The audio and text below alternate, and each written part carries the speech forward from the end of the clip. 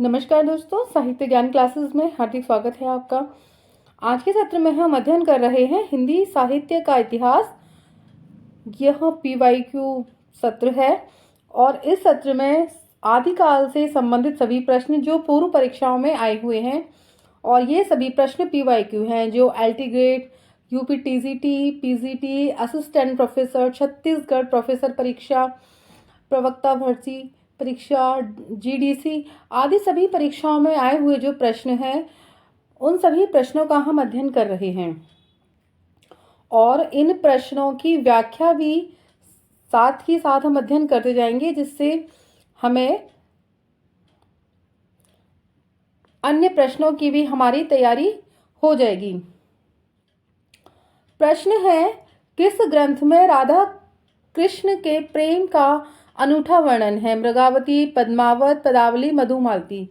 और यह प्रश्न DSSB PGT 2021 का प्रश्न है और सही उत्तर है पदावली। राधा कृष्ण के प्रेम का अनूठा वर्णन पदावली में मिलता है। पदावली की रचना विद्यापति ने मैथिली भाषा में की है और निराला ने पदावली के श्रृंगारिक निरावली के पदों को मादकता को नागिन की लहर कहा है। जो उसके पद हैं उनको नागिन की लहर कहा है, जबकि मृगावती कुतुबन की तथा पद्मावत मलिक मोहम्मद जायसी की और मधुमालती मंझन की रचना है। बीसल देव रासो की नायिका का नामोल्लेख कीजिए। तो बीसल देव रासो की जो नायिका है, रासो ग्रंथ में हम इन सभी तथ्यों का अध्ययन कर चुके हैं। सभी रासो ग्रंथ हैं, उनके समय क्या है, क्या वर्णन किया गया है, नायक नायिका क्या है, तो आप मेरे आदिकाल वाले सत्र में जाकर अध्ययन कर सकते हैं।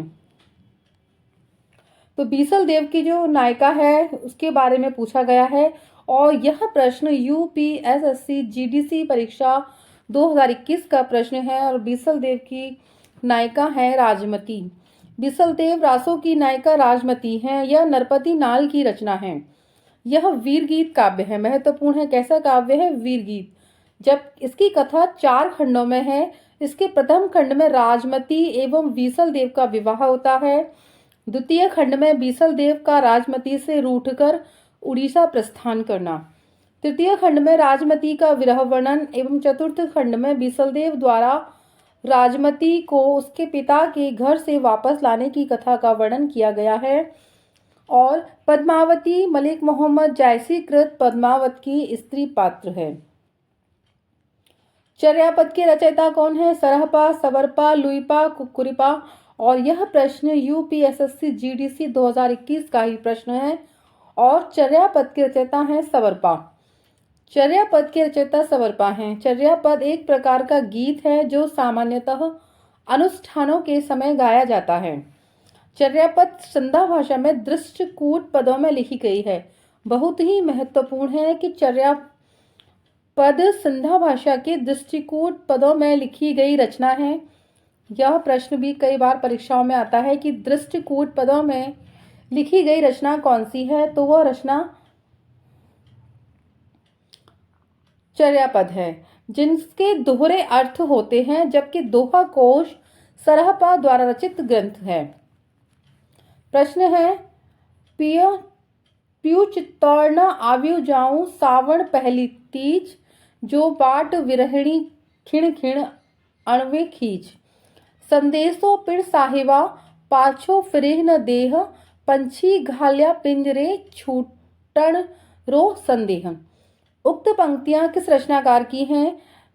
करकंचरित, खुमार रासो, ढोला मारूरा दुहा और पद्मावत।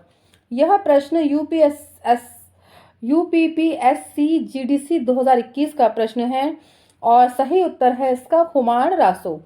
पियो चित्तौड़ आवण सावण पहली तीज, जो यह पंक्तियां हैं, यह पंक्तियां खुमार रासो से ली गई हैं।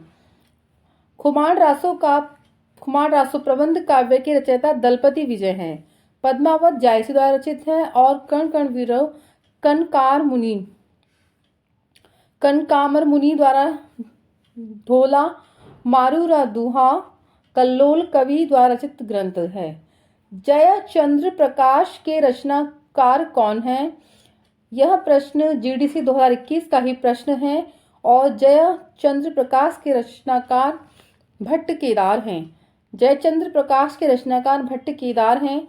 निम्नलिखित रचनाओं के रचनाकारों, जगनिक की रचना है परमाल रासो और श्रीधर की रचना है रणमलछंद। नरपति नाहल की रचना है बीसल देव रासो।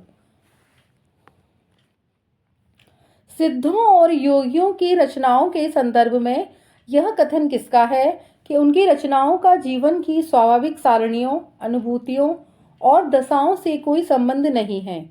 वे सांप्रदायिक शिक्षा मात्र हैं, अतः शुद्ध साहित्य की कोटि में नहीं आ सकती। रामचंद्र शुक्ल, धीरेन्द्र वर्मा, राम कुमार वर्मा, डॉक्टर नगेंद्र। और यह प्रश्न भी जीडीसी 2021 का ही प्रश्न है और सही उत्तर है आचार्य रामचंद्र शुक्ल। उनकी रचनाओं का जीवन की स्वाभाविक सारणियों, अनुभूतियों और दशाओं से कोई संबंध नहीं है। वे सांप्रदायिक शिक्षा मात्र हैं, अतः शुद्ध साहित्य की कोटि में नहीं आ सकती। सिद्धों और योगियों की रचनाओं के संदर्भ में उक्त कथन आचार्य रामचंद्र शुक्ल का है। यह कथन आचार्य शुक्ल ने अपनी जो ग्रंथ है उनका हिंदी साहित्य का इतिहास 1929 ईस्वी नामक ग्रंथ में कहा है। पिछले सत्रों में हम ग्रंथ और ग्रंथकारों के बारे में हम अध्ययन कर चुके हैं। कुमार पाल प्रतिबोध किसकी रचना है? सोम प्रभु सूरी, हेमचंद्र सूरी, शारंगधर, मेरुतुंग। और यह प्रश्न यूपीपीएससी जीडीसी 2021, यूजीसी नेट 2013 और यूपी पीजीटी 2021 का प्रश्न है और सही उत्तर है इसका सोम प्रभु सूरी। कुमार पाल प्रतिबोध सोम प्रभु सूरी की रचना है। सोम प्रभु सूरी गुजरात के प्रसिद्ध जैन साधु थे। कहाँ के? गुजरात के, जिनका आविर्भाव 1252 ईस्वी विक्रमी संवत माना जाता है। निम्नलिखित रचना और रचनाकारों को दिया है। कुमार पाल चरित्र के रचयिता हैं हेमचंद्र सूरी, हम्मीर रासो शारंगधर, प्रबंध चिंतामणि मेरुतुंग। संदेश रासक के लेखक कौन है? नरपति नाल, अब्दुल रहमान, जगनिक और चंद्रबरदाई। तो संदेश रासक के अब्दुल रहमान हैं। संदेश रासक यह प्रश्न यूकेपीएससी लेक्चर 2020 का प्रश्न है। संदेश रासक के लेखक अब्दुल रहमान हैं। अब्दुल रहमान द्वारा रचित संदेश रासक पहला धर्मेतर रास ग्रंथ है। देशी भाषा में किसी मुसलमान द्वारा लिखित प्रथम काव्य ग्रंथ संदेश रासक ही है। संदेश रासक एक खंड काव्य है जिसमें विक्रमपुर की एक वियोगिनी की विरह की कथा का वर्णन किया गया है। नरपति नाल ने बीसल देव रासो नामक रासो ग्रंथ की रचना की है और चंद्रबरदाई ने पृथ्वीराज रासो नामक ग्रंथ की रचना की है। परमाल रासो आलखंड के रचयिता जगनिक हैं। तो रासो वाले सत्रों में जाकर आप अध्ययन कर सकते हैं। इन सभी रासो ग्रंथ के बारे में हम अध्ययन कर चुके हैं पहले। विद्यापति की पदावली मैथिली हिंदी में रचित होने पर भी निम्नलिखित में से किससे प्रभावित है? बंगला, बिहारी, मराठी, उड़िया। यह प्रश्न यूकेपीएससी लेक्चर 2020 का प्रश्न है और सही उत्तर है बंगला।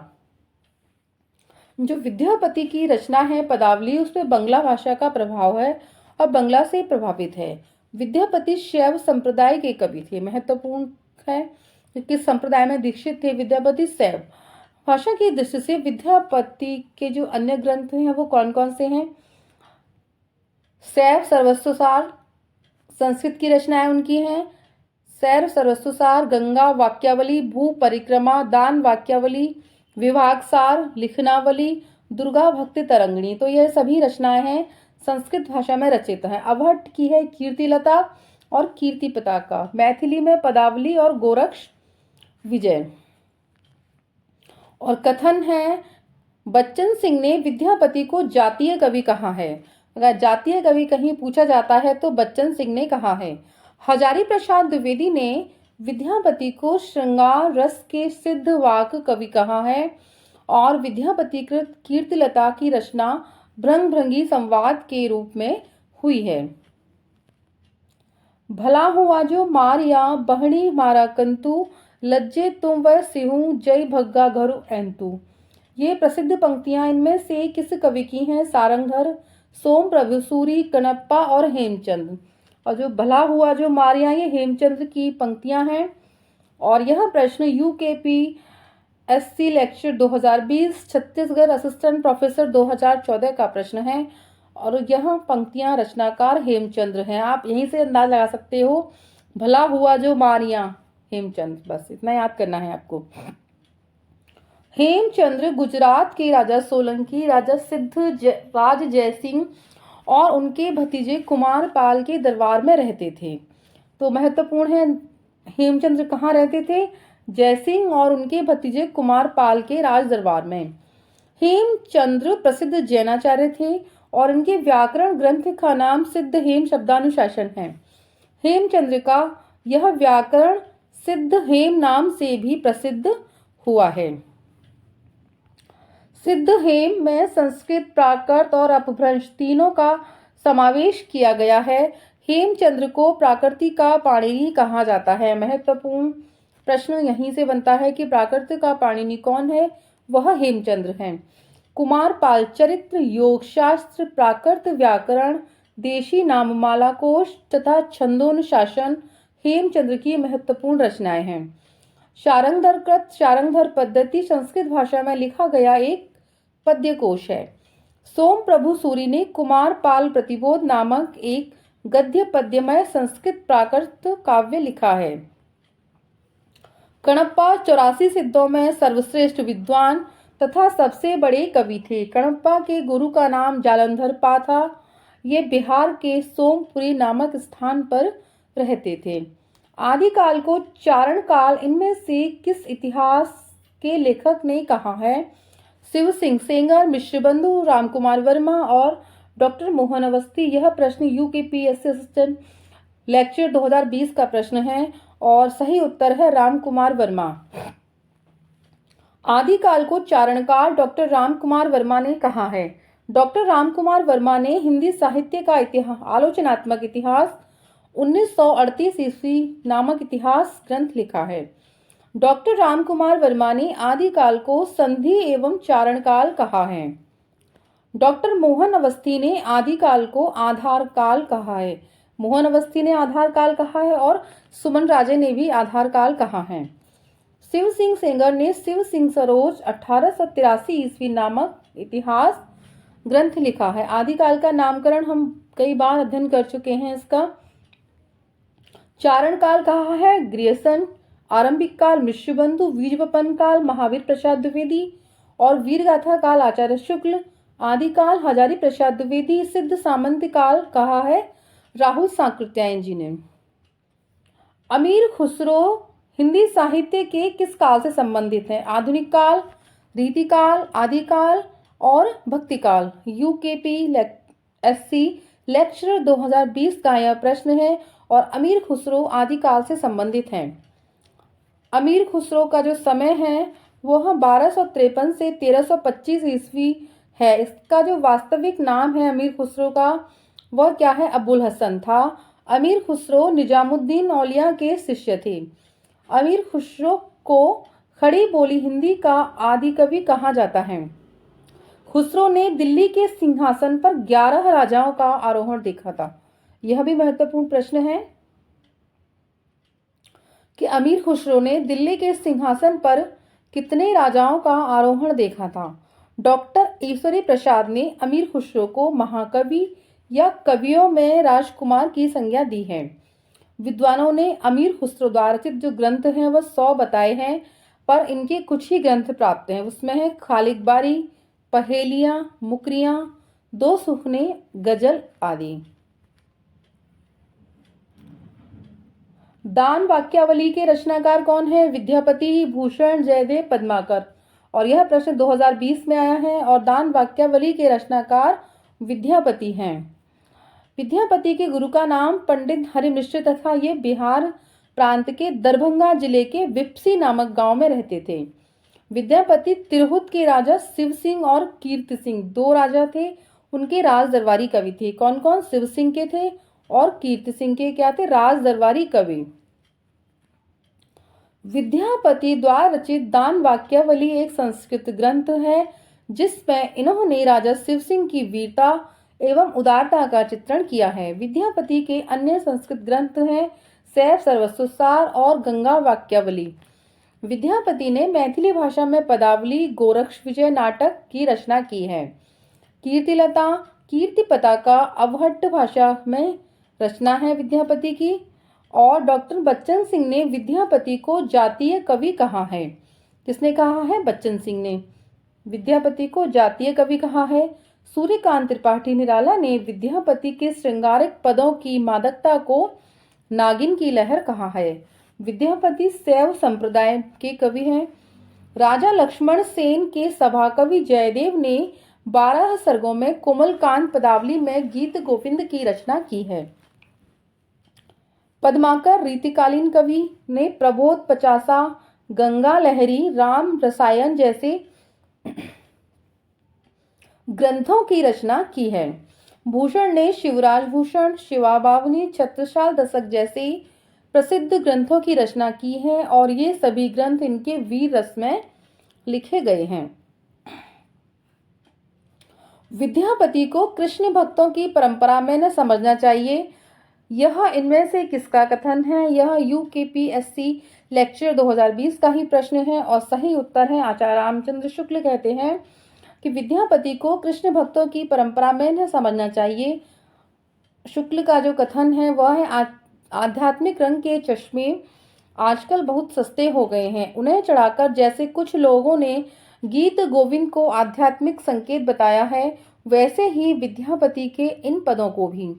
बच्चन सिंह ने विद्यापति को जातीय कवि कहा है और नागिन की लहर किसने कहा है उनके पदों को? निराला ने। महामहोपाध्याय हरप्रसाद शास्त्री विद्यापति को पंचदेवोपासक स्वीकार करते हैं। हजारी प्रसाद द्विवेदी ने विद्यापति को श्रृंगार रस के सिद्ध वाक कवि कहा है। ये प्रमुख कथन है विद्वानों के, इनसे प्रश्न आते हैं। आदिकाल के अंतर्गत सरहपा, लुइपा आदि किस साहित्य से संबंध है? रासो, जैन, सिद्ध और लौकिक साहित्य। यह प्रश्न भी 2020 में ही आया है और सिद्ध साहित्य से संबंधित हैं सभी। सिद्ध साहित्य वज्रयानी सिद्धों के द्वारा रचा गया साहित्य से इनका संबंध बौद्ध धर्म से है। ये भारत के पूर्वी भाग में सक्रिय थे। इनकी संख्या 84 मानी गई है, जिनमें सरहपा, सबरपा, लुइपा, डोम्बिप्पा, कुक्कुरिपा आदि प्रमुख हैं। हम आदिकाल के सत्र में इन सभी का विस्तार से अध्ययन कर चुके हैं, आप उसमें जाकर अध्ययन कर सकते हैं। सरहपा प्रथम सिद्ध कवि थे। राहुल साकृत्यायन ने इन्हें हिंदी का प्रथम कवि माना है। साधनावस्था से निकली सिद्धों की जो वाणी थी वह चर्या गीत कहलाती है। इसमें महासुखवाद द्वारा ईश्वर तत्व की प्राप्ति पर बल दिया है। सिद्ध साहित्य में लुइपा सबसे सर्वश्रेष्ठ माने जाते हैं। निम्नलिखित काव्यधाराओं में से कौन सी काव्यधारा भक्ति काल के अंतर्गत नहीं आती है? राम भक्ति शाखा, राम भक्ति काव्यधारा, रासो काव्यधारा, ज्ञानाश्रयी काव्यधारा और कृष्ण भक्ति काव्यधारा। तो कौन नहीं आती? रासो काव्यधारा नहीं आती, यह आदिकाल से संबंधित है और यह प्रश्न यूकेएसएससी-एलटी 2020 में आया है। अंतर्गत नहीं आती, ये 4 भक्ति आदिकाल से आती है और भक्ति काल संबंधित जो शाखाएं हैं वो ज्ञानाश्रयी, प्रेमाश्रयी और सगुण भक्ति धारा में राम भक्ति शाखा और कृष्ण भक्ति शाखा आती हैं। रासो काव्यधारा हिंदी साहित्य की आदिकाल से संबंधित है। इसमें से अधिकतर वीर गाथाएं ही हैं जो डिंगल भाषा में लिखी गई हैं। प्रमुख रासो ग्रंथ के अंतर्गत चंद्रप्रदायीकृत पृथ्वीराज रासो, जगनीकृत परमाल रासो और नरपति नाल की रचना है। बीसल देव रासो आदि की गणना की जाती है। सिद्ध सामंत युग की कविताओं की सृष्टि आकाश में नहीं हुई, वे हमारे देश की ठोस धरती की उपज हैं। यह कथन किसका है? आचार्य शुक्ल, हजारी प्रसाद द्विवेदी, मिश्रबंधु, राहुल साकृत्यायन। यह प्रश्न आरपीएससी असिस्टेंट प्रोफेसर 2020 का प्रश्न है और सही उत्तर है राहुल साकृत्यायन। राहुल साकृत्यायन जी कहते हैं कि सिद्ध सामंत युग की कविताओं की सृष्टि आकाश में नहीं हुई है, वे हमारे देश की ठोस धरती की उपज हैं। उक्त कथन महापंडित राहुल साकृत्यायन का है। सिद्ध साहित्य श्रृंगार एवं शांत रस में को दोहा, चौपाई आदि छंदों में व्यक्त करता है। सिद्धों की रचनाएं प्रमुखतः दोहा, कोश एवं चर्या पद आदि 2 रूपों में प्राप्त हैं। सिद्ध साहित्य की प्रमुख विशेषताएं हैं वेद, उपनिषद, यज्ञ आदि का विरोध, योग द्वारा ब्रह्मा की प्राप्ति, ईश्वर द्वारा, गुरु द्वारा संभव आदि। भाषा के अपभ्रंश मिश्रित देशी भाषा का प्रयोग किया है तथा डिंगल और पिंगल भाषा का भी प्रयोग किया जाता है। माया मोह का खंडन और त्याग आवश्यक है। जिस साहित्य में केवल धार्मिक उपदेश हो उससे वह साहित्य निश्चित रूप से भिन्न है, जिसमें धर्म भावना प्रेरक शक्ति के रूप में काम कर रही हो। धार्मिक साहित्य होने मात्र से कोई रचना साहित्यिक कोटि से अलग नहीं की जा सकती। यह कथन किसका है? हजारी प्रसाद द्विवेदी, आचार्य रामचंद्र शुक्ल, मिश्र बंधु और राम कुमार वर्मा। और प्रश्न आया है आरपीएससी असिस्टेंट प्रोफेसर 2020 में और सही उत्तर है हजारी प्रसाद द्विवेदी। उक्त कथन हजारी प्रसाद द्विवेदी जी का है। साहित्य के उद्देश्य की प्रतिस्थापना हेतु हिंदी साहित्य का आदिकाल पुस्तक में रामचंद्र शुक्ल आदि विद्वानों की उस मान्यता का खंडन करने के लिए कहा जिसके अंतर्गत धार्मिक रचनाओं को साहित्य कोटि से अलग रखने की बात की गई है। उनके अनुसार यदि ऐसा समझा जाने लगा तो तुलसीदास का रामचरितमानस भी साहित्य के क्षेत्र में अविवेच्य हो जाएगा। हिंदी साहित्य का इतिहास में रामचंद्र शुक्ल ने स्पष्ट लिखा है कि सिद्धों और योगियों की रचनाएं साहित्य की कोटि में नहीं आती और योगधारा, काव्य या साहित्य की कोई धारा नहीं मानी जा सकती। इस संबंध में प्रश्न है, इस संबंध में इसके अतिरिक्त और कुछ कहने की जगह नहीं कि यह पूरा ग्रंथ वास्तव में जाली है। पृथ्वीराज रासो विषय के स्थापना किसकी है? और यह प्रश्न आरपीएससी असिस्टेंट प्रोफेसर 2020 का प्रश्न है और सही उत्तर है इसमें आचार्य रामचंद्र शुक्ल कहते हैं पृथ्वीराज रासो के विषय में उसको इन्होंने जाली ग्रंथ बताया है। सर्वप्रथम डॉक्टर बूलर ने 1875 ईस्वी में कश्मीरी कवि जयानक द्वारा रचित पृथ्वीराज विजय, इसमें 12 सर्ग में रचित संस्कृत महाकाव्य के आधार पर पृथ्वीराज रासो को अप्रामाणिक घोषित किया है। इसी के बाद पृथ्वीराज रासो की प्रामाणिकता को लेकर विद्वानों के 3 वर्ग बन गए हैं। तो 3 वर्ग बन गए हो, कौन कौन से हैं?